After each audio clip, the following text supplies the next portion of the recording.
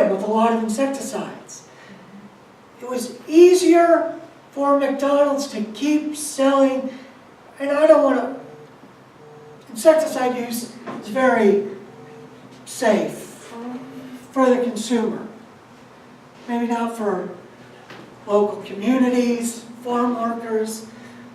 I don't want to fearmonger about insecticides and potatoes, but it was easier to just keep using insecticides on potatoes, one of the highest insecticide use, than to have a conversation with their customers and say, hey, we can use a lot less insecticides in your French fries with these biotech potatoes.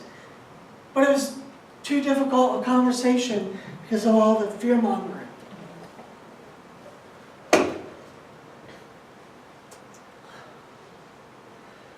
Couple, I'm giving myself too much credit. This is not really Biology 101. These are 3 things related to biology that I think about when I'm assessing whether I think an idea matters. What does farming require? Farming requires soil, sun, space, lots of space. 90 million acres for corn, 65 million acres for soy. There's a lot of food innovations that are supposed to revolutionize the food system that are denominated in square feet. Farming is not denominated in square feet. Farming is denominated in tens of thousands, if not millions of acres. Protein is the bottleneck. Nitrogen is biologically expensive. It's energetically expensive to make it synthetically. It's expensive within ecosystems to produce it. Carbs are cheap because it's ecologically cheap, because carbon's ecologically cheap. What plants do is pull carbon out of the air via photosynthesis and turn it into cell structure.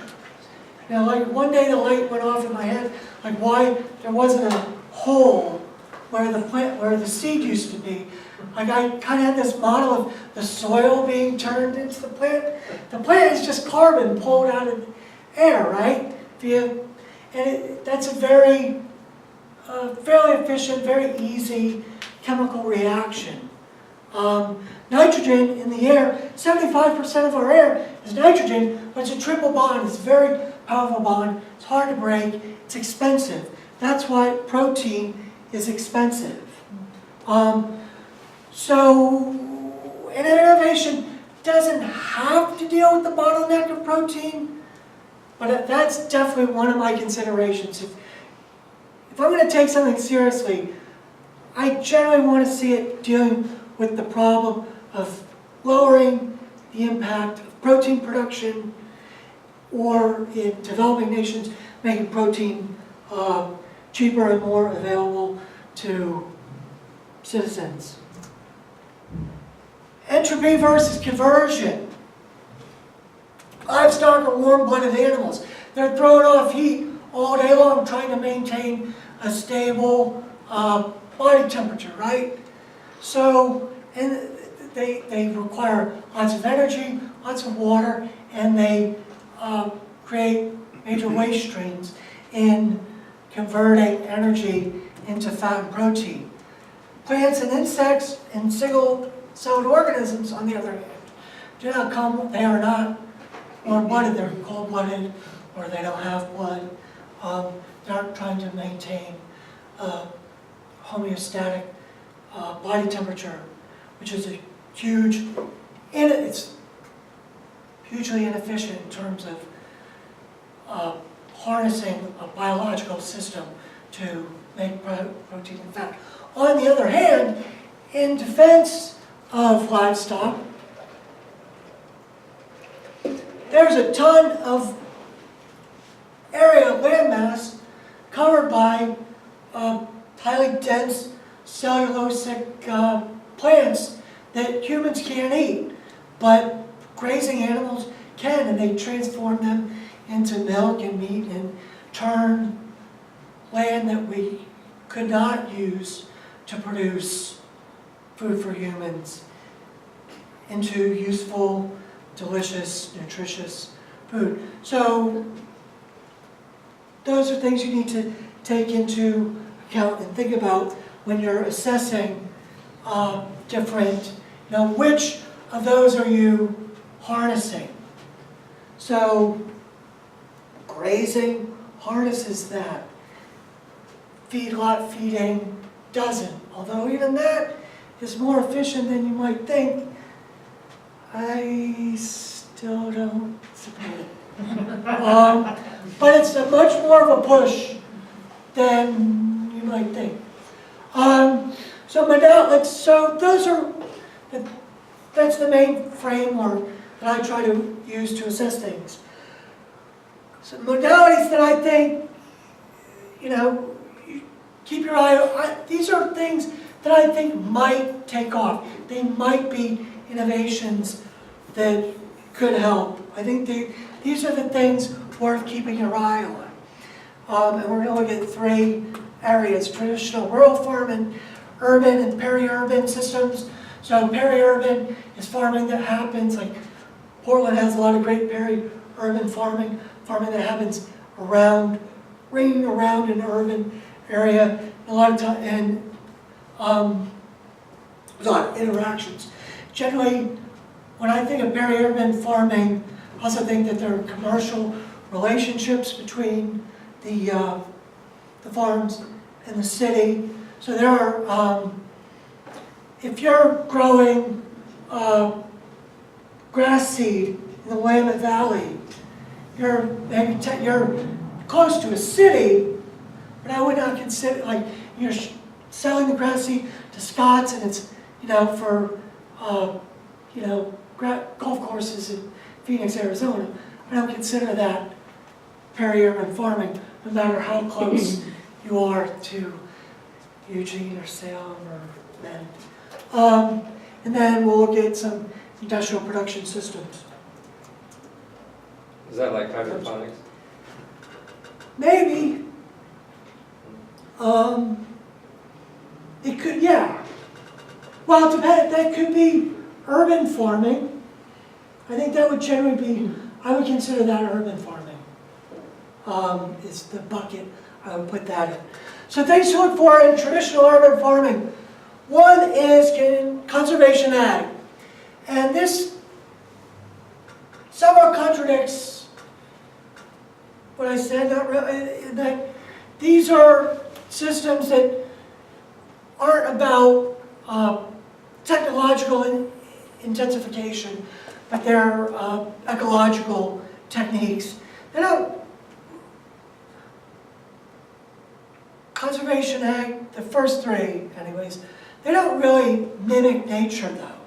They're ecological without mimicking nature. No-till, conservation tillage, we've talked about. Cover crops in diverse rotations.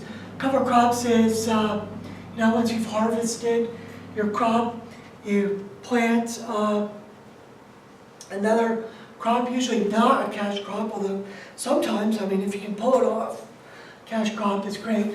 But the idea, and ideally, not always, a legume, but roots and tubers are useful as well. You lay down a crop, and you're trying to stop erosion over the winter.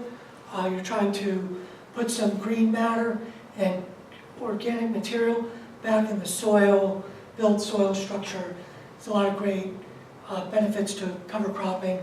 Cover cropping stuff, it's an investment because you got to pay for the seed, you got to pay for the fuel to plant the seed. It's your time, opportunity cost with your time, and there's no immediate payoff. The only payoff is if it makes your farm more productive. That's not always the case either. It's it can be a push, and you can end up paying for cover crops. So there's the diverse rotations. There's a lot of talk about monoculture farming, which is really what people usually mean is non-diverse rotations. And there's no hard and fast answer. Corn, soy rotations, it's only 2. They're done, you know, thousands of acres, just one, as far as the eye can see, all at once. That has its own problems, but it can also be incredibly efficient, which again shrinks the footprint. But diverse rotations have a lot going for them. They build soil fertility or deplete it less slowly. They can, different crops use different nutrients, so you can, you know, by filling one crop with another, you're just getting more out of the soil. You're breaking up pest rotation, pest cycles, etc. Those are 3 kind of ecological styles of farming that are growing. We'd like to see more of them. This is getting more, we're seeing a bit more speculative.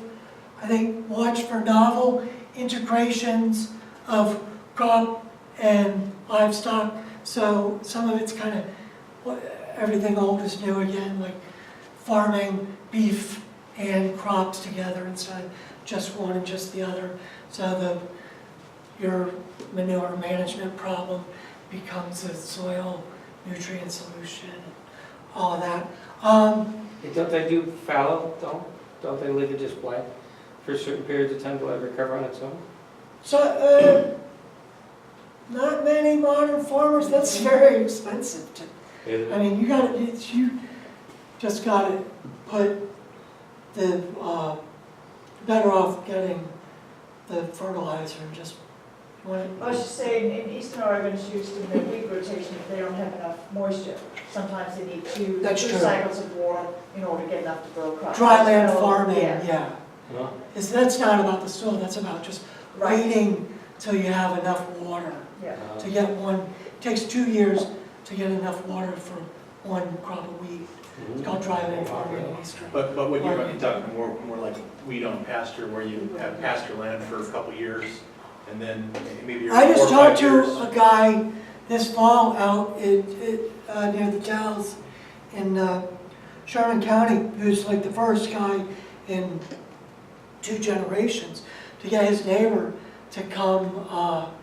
He did cover crops after wheat, first guy in the county and forever, and he got his buddy to bring his cattle over and graze. So that stuff is percolating back up again. It's considered innovative, but it's innovative because it takes balls when all the old guys around town are laughing at you. But I think there's also going to be, like, this is really novel.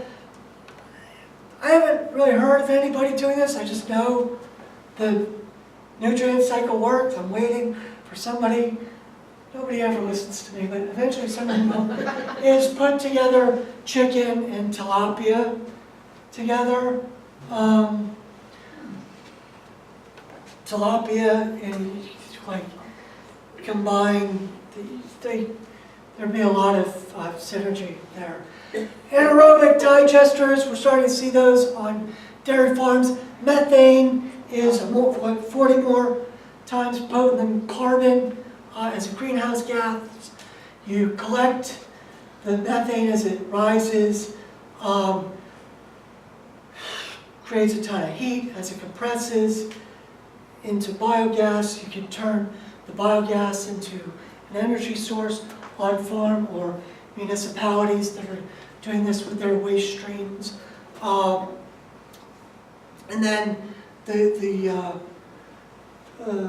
whether you're doing it with manure or just in the barn with the burps, with the manure breaks down into a fairly clean, easy to manage soil amendment that is a lot less problematic to manage than just raw manure slurry. But aerobic digesters in urban, peri-urban systems, I think, and would like to see a much bigger use of taking our waste stream from the city. The nutrient cycle, I forgot, we skipped over that. Nutrient cycle, the big problem is, okay, You put the nutrients into the soil. The nutrients go into the crop.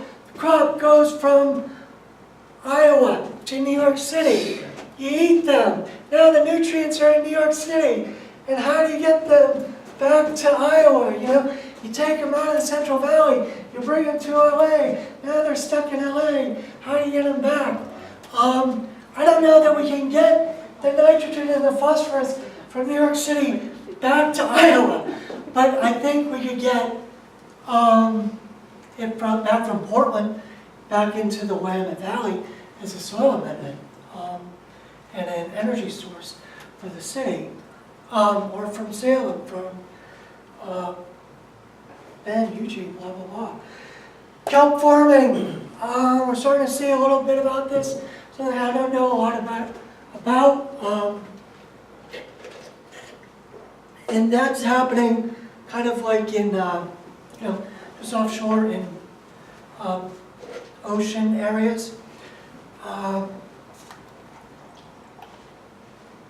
My question, this is like Professor Horatio Horn Pettifog's big ideas. Why aren't we kelp farming in the Mississippi? There's all this nitrogen and phosphorus rolling down the river, right? We should be doing multi-trophic aquaculture in the Mississippi. Multi-trophic aquaculture is where you're farming the kelp, the seaweed, and then, the mussels, and then like the minnows, and then the, whatever the sea bass or trout or whatever. So it's a multi, all the parts of the system. You got all this excess nutrients headed barreling towards the Gulf of Mexico. Let's put farms like in nets under barges anchored in the Mississippi. But isn't that salt water? Compared to fresh water, I don't think you could do those things in fresh water. Do what? Grow kelp and the fish you were talking about? Kelp is just another word for seaweed, or it's a subset of seaweed. So The freshwater hyacinth was introduced in that system to try and do that, but it Right. didn't work out very well as a feedstock. Because they aren't originally from that area. yeah, no, it's, again, like if it was easy, somebody'd be doing it by now. So my idea of seaweed farming and multi-trophic farming in the Mississippi River is probably not going to happen. I've actually placed a hedge on the markets against that idea, even though I think it's a good one. High-tech, precision ag, this is just using technology to make farming much more efficient, super hyper efficient. Drones, big data, GPS, remote sensors, satellite imagery. So you've got 10,000 acres of corn and soy, and now you can see it from above. You can scout and go like, oh, I can see I've got erosion that I didn't know about, or I've got water boiling up. You can, the combines now can track yield on like a, 15 square foot. So like, why is my yield dropping here? I need to tile and fix my irrigation or fix the soil. Sir? I worked with an entomologist at the Valley in 2002 for 6 months. And we went out in the fields and checked for weevil infestation, grass seed. And sometimes there's a couple of acres where you don't even see it until you're like, oh my God, look at this desert. Yeah. Because the weevils were really Right. busy. Yeah. Now drones, Yeah. um, Good differential treatment, and that was what we were doing, is checking for the effects of pesticides. Yeah. And then determining where it should be treated, where you shouldn't. right. And instead of like treating the whole farm, It's It's like, just here it is. surgical treatment. or not treating at all. Exactly. Biotech breeding, I'm going to expand on that a bit. Precision irrigation is where, you're applying, like precision ag, now the combines can drop the seed with exactly the amount of fertilizer they need as it goes in. It's one pass, it's not spread around us, it's like right on the seed and comes out. So those are going to be huge.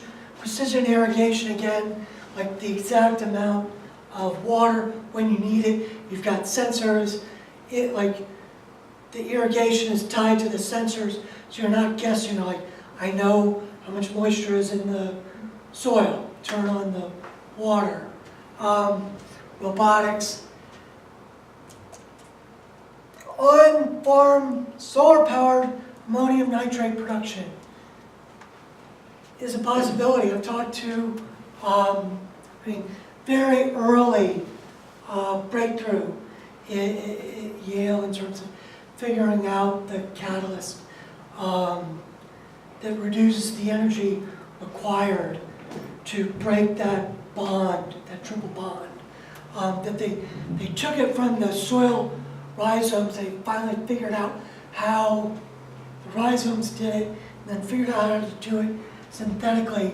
When I talked to him, he was like, yeah, you know, if you had a little solar cell, a little photovoltaic cell, be enough energy, you take water and, you know, a little solar panel, you make nitrogen fertilizer right on the farm for free. Then I talked to soil scientists who specialize in nutrient management. They're horrified because price of nitrogen goes down, the cost of overusing it goes down, right? So everything's a trade-off. Precision ag, again, or precision irrigation, again, all those plastic lines, that's not free ecologically, right? Even to go from one of those big arms to just running the lines, they don't have an endless lifespan either. They need to be pulled out, replaced. You know, everything's a trade-off. That should have been 3 aphorisms. I apologize for shorting you guys an aphorism. Don't do that, okay? What can you do as consumers? Not much. One thing you can do in terms of like, people are like, if I could do anything with my diet, what's the one change I could make? Like, eat more lentils. But really, if you want to see diverse rotations, the chef Dan Barber, famous chef, very tied to Dallas Waters, Michael Pollan kind of view of the world, wrote a book a couple years ago, and it was very precious. I don't think any of his ideas skilled. We did have one good insight, which is he wanted to see more diverse rotations, but in his restaurant, he only wanted to serve like his favorite, best ingredient. You know, like, we get the rotations we demand. The reason why we grow 90 million acres of corn is because we demand 90 million acres of corn. So if you want diverse rotations, 13 bean soup, 10 grain hot cereal, every day, breakfast, lunch, for a better world. You can even have a little smoked ham hock. But isn't the reason they grow so many corn because it's such a diversely used product? It is. The corn's a miracle. You can't. It's getting corn for a reason. It's incredibly productive in terms of like you can't. Nothing except maybe bamboo turns sunlight and water into biomass faster and more efficiently, and then you can use it for everything. I mean, it's not clear why we grow anything else. You can make black beans out of corn.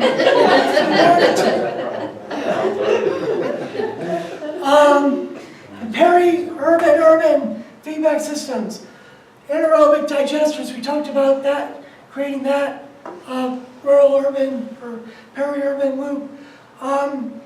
Watch for black soldier flies. These are really interesting. Black soldier flies will eat any flippin' thing you stick them on and turn it into dirt, good soil, and then pop out larvae, which are a brilliant source of protein, which in some countries culturally they may be geared to eating them. That would be great. This country, it can be used as livestock feed. So we can turn our urban waste into soil amendment and livestock feed. You'll see that's our running theme. In terms of urban farms, I'm bullish on urban mushroom farms. Mushrooms can turn. They love coffee grounds. We love coffee. We produce tons of coffee grounds every day. And it's not that big a deal to have an urban mushroom farm and have a couple vans looping to coffee shops every other day or so, grabbing coffee grounds, turning them into mushrooms. They will grow on food waste, sawdust, cardboard, turn into mushrooms, mycoproteins, leathers, soil amendments. Yo. I wanted to let you know, up until a year ago, Marion Food Share was taking all the coffee grinds in here. And I had actually intercepted, almost a yard of material. Sadly, that seems to have dropped off, so now they're stuck with dumpsters full again. Yeah. So, as to what's happened since then, it makes really good compost to get it started, and mushrooms and fungi, I really do like it. It makes this wonderful aerobic compost. Oh, no. Some of these culturally in the systems, there's going to be fits and starts. But I think if you go back to the criteria, mushroom farming solves some economic problems. Coffee houses have waste, they have to pay to get it toted away. Instead, somebody can tote it away for free. Now, I think there's enough there that, and again, some of these are speculative. Gears might not catch on some of these, but I think mushroom farms are something to watch. Cricket farms, the same. Crickets can eat food waste, and early research is getting challenged these days. The conversion rate of feed to protein for crickets was thought to be better than chickens. And chickens are the best of all the livestock, poultry. But it's looking like they're about even. But then, when you consider the space that can be done in, closing those nutrient and food waste loops within a city, they require much less water than poultry, and the waste, the soil amendment, is much easier. It's just dirt to manage than chicken doo-doo. And we just ran a thing on our website about cricket farming in entomophagy, eating bugs in Africa. And I forget the insect, but it's very prized, common, staple food in Uganda. And they started farming it industrially. And it really took the pressure off of a valuable, fragile forest or jungle system that they used to go in and take the insects out to eat. I don't know that we're culturally, cricket, most bugs I doubt we're ever going to really move the needle in the US. Crickets might become a fad if chefs pick up on that. It's a crunchy fried bar food. Maybe, maybe not. There's cricket powder, in baking, power bars, power shakes. The sky's the limit. Well, the limit is the protein, flour. But I also think crickets can be fed to livestock. They can be fed to aquaculture, use the soil amendments. And then,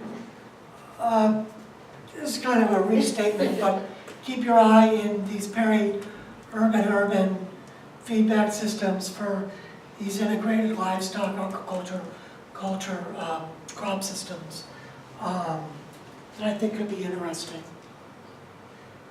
Sawdust, this is a small company called Mileworks.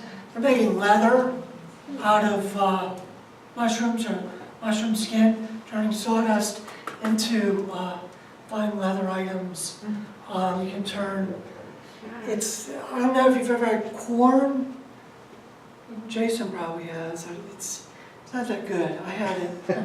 It's okay. I mean, if I was a vegan, I might have it occasionally. It's not very vegan. But it's not vegan.